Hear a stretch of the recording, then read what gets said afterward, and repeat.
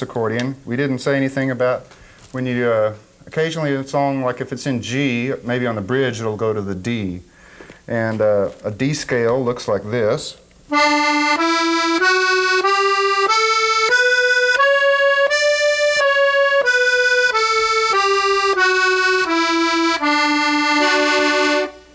And still, like I said, it's sort of like the F pattern. Whoops. So on the D, all the same licks that you learned before work with this, like.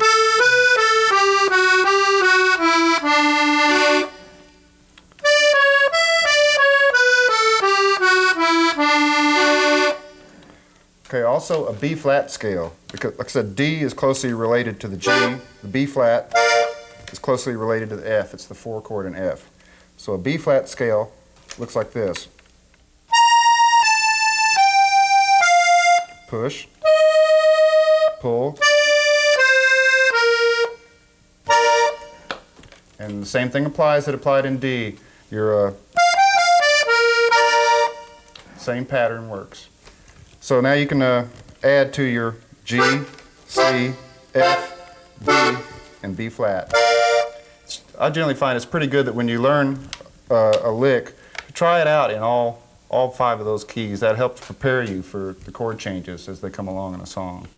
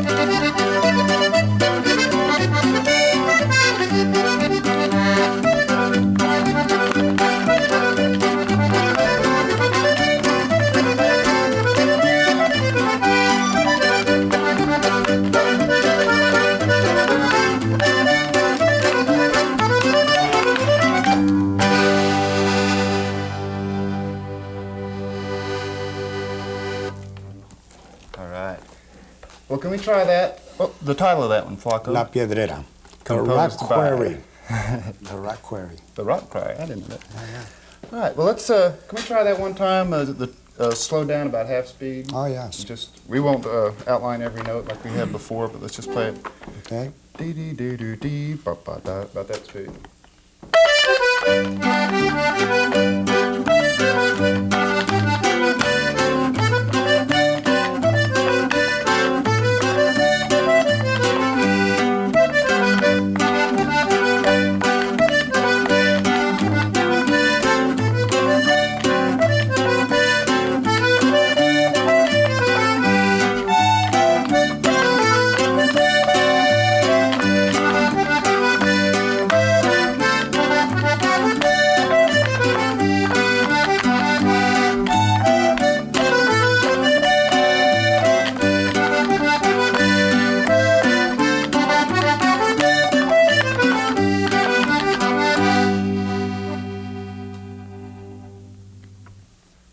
Now I'm going to show you one more time, like we did before. I'm going to take a look at little pieces of this one at a time and show you how it relates either to the scale or the arpeggio, some of the other things that we've looked at. And let's see, here goes the first part. Notes of the scale, a third, and part of an arpeggio. Same thing.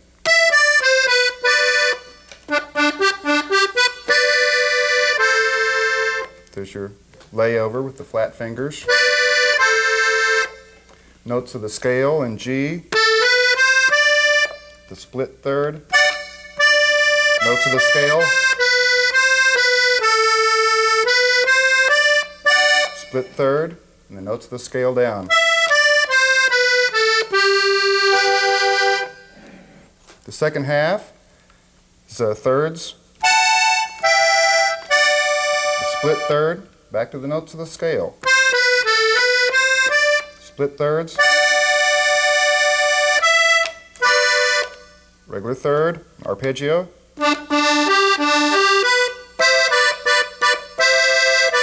neighboring thirds. You notice, listen to this sound. The same buttons, but you're now pulling out. Here comes your arpeggio in D. Split third, notes of the scale down. And then an arpeggio. Now that's sort of a breakdown of how these polkas are put together. Now when you're doing a vocal tune and there's little fills like between the lines of a song, sometimes you just pull an excerpt out of a polka that you might know, so it's like, da da da da da da da da da da da da da da da dee.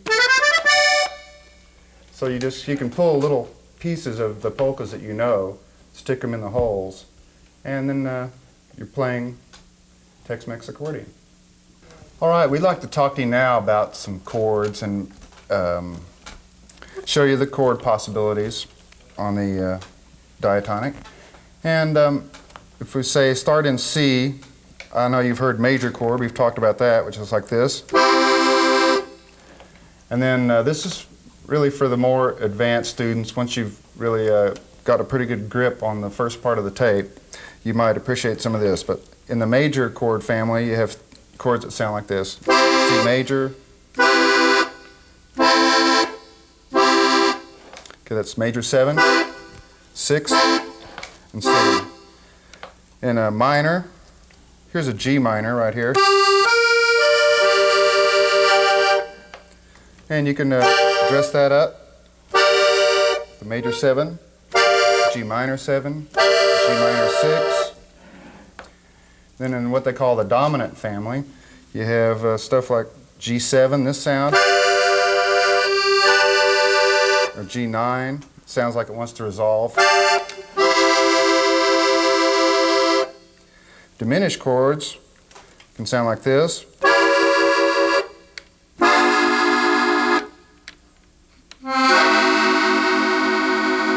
Those are your diminished chords.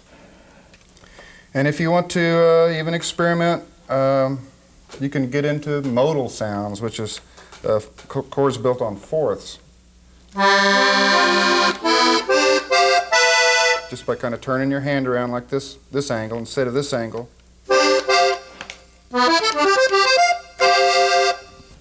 All right, so as you can see, when it comes to chords, the sky's the limit. Take the chords you know and then move them around and try and find something that works. Because you're going to learn from your mistakes. You're always going to learn something.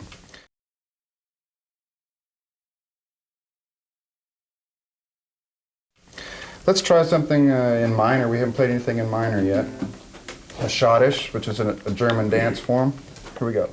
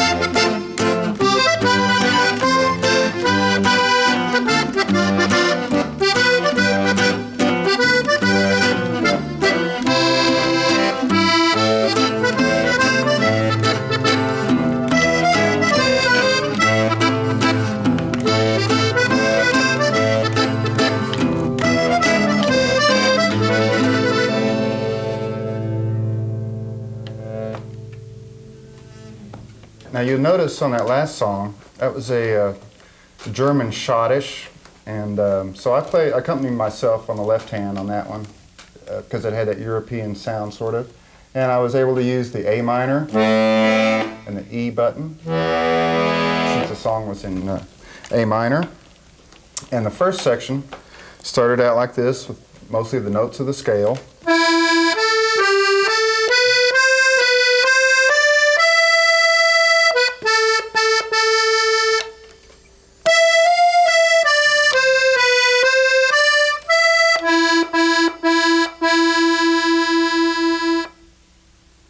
All notes of the A minor scale.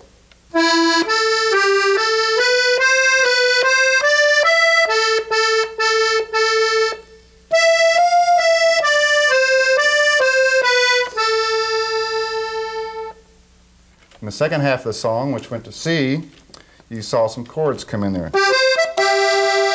Which is basically an octave with a third thrown in the top. Same thing on the F row. Then I split. And I'll tell you one thing, when you pull out on an octave, your distance is one extra button. There's 3 buttons in between when you pull an octave, and when you push in, there's only 2. So when a chord that pulls and I want that octave and third sound, I have to spread out a little bit more.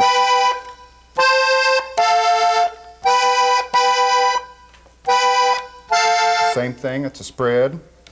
It's an A octave. Then your arpeggio goes 6. And that's all there is to it.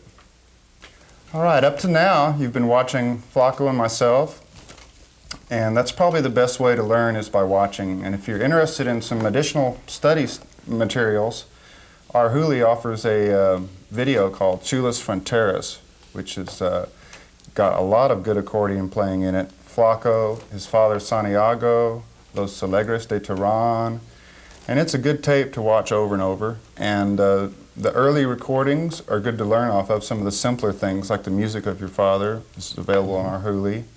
And if you listen, you'll hear that every accordion player has his own different style.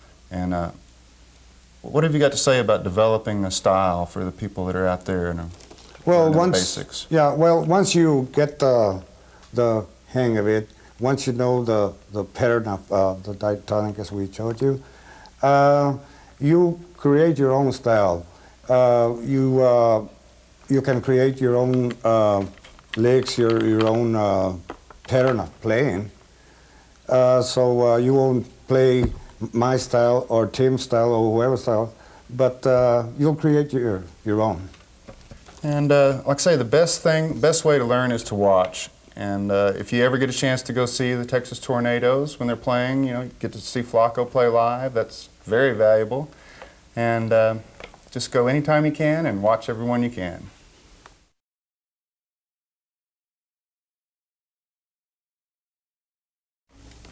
All right, well, let's play one of my favorites, Viva Seguin.